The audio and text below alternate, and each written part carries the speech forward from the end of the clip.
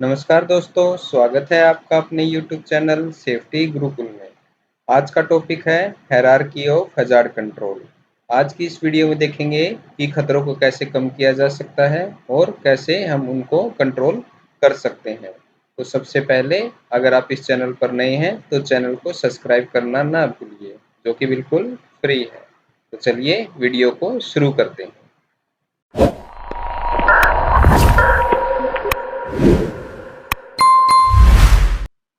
Hierarchy of hazard control यह एक प्रक्रिया है जिसका उद्देश्य खतरों को नियंत्रण करना है और उनके प्रभाव को कम करना है।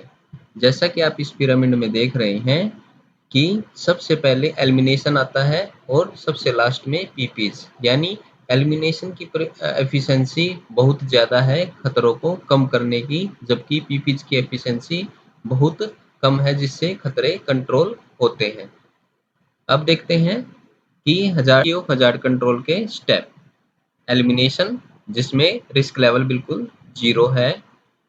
सब्स्टिट्यूशन, जिसमें हम खतरों को कम कर सकते हैं। इंजीनियरिंग कंट्रोल, यानी खतरों को आइसोलेट करना।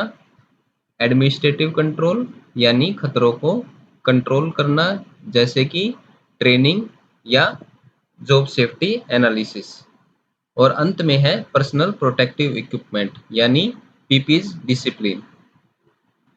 एलिमिनेशन, इसमें खतरों को कार्यस्थल से बिल्कुल हटा दिया जाता है और रिस्क लेवल जीरो किया जाता है। जैसे हम मैनुअल हैंडलिंग से मटेरियल उठाते हैं तो उसकी जगह पे हम फोकलिफ्ट यूज करते हैं। जैसे मैनुअल हैंडलिंग के दौरान उठाते वक्त बैक पेन होने की संभावना सबसे ज़्यादा है, यानी रिस्क लेवल हाई है। तो इसके लिए हम क्या करेंगे, हम मटेरियल उठाने के लिए फोकलिफ्ट का यूज़ करेंगे। यानी हमने मैनुअल हैंडलिंग को पूरी तरह से रिमूव कर दिया और उसकी जगह पे हमने फोकलिफ्ट यूज़ किया। तो यहाँ पे रिस्क लेवल क्या हो गया, बिल्कुल जीरो हो गया है। अब देखते हैं substitution. Replace with less hazardous condition, practice और प्रोसेस। कम खतरनाक स्थिति, अभ्यास या प्रक्रिया बदलें। जैसे 220 वोल्ट एसी की जगह पर 24 वोल्ट डीसी लाइटिंग यूज करते हैं कन्फाइंड स्पेस में, क्योंकि कन्फाइंड स्पेस एक हजार्डस वर्क प्लेस है जहाँ पे गैसियस होने की वजह से विस्फोट होने की संभावना सबसे ज़्यादा होती है। तो वहाँ पे हम 220 वोल्ट की जगह पर हम 24 वोल्ट की लाइट यूज करते हैं, जिससे रिस्क लेवल कम हो जाता है।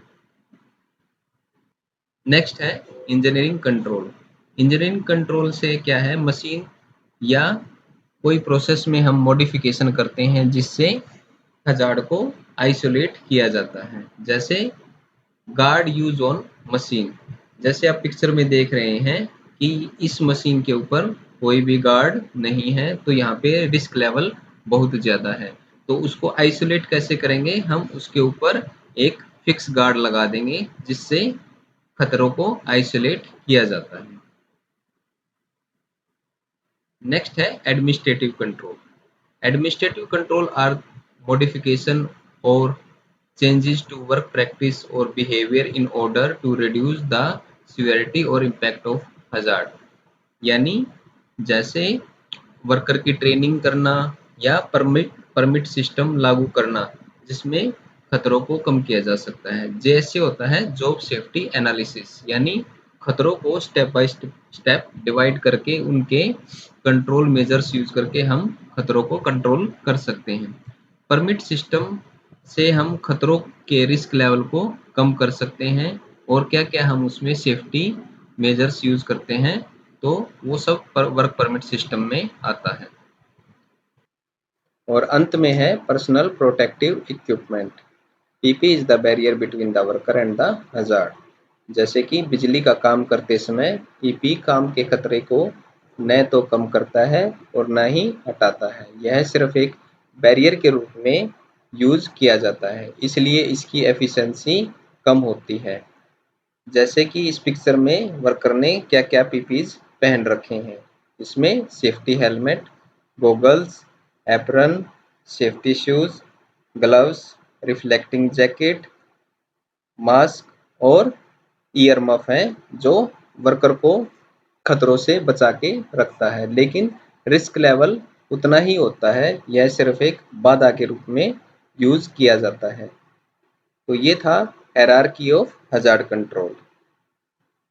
तो आज की वीडियो में इतना ही। वीडियो को लाइक, चैनल को सब्सक्राइब और कमेंट करना ना भूलें। धन्यवाद।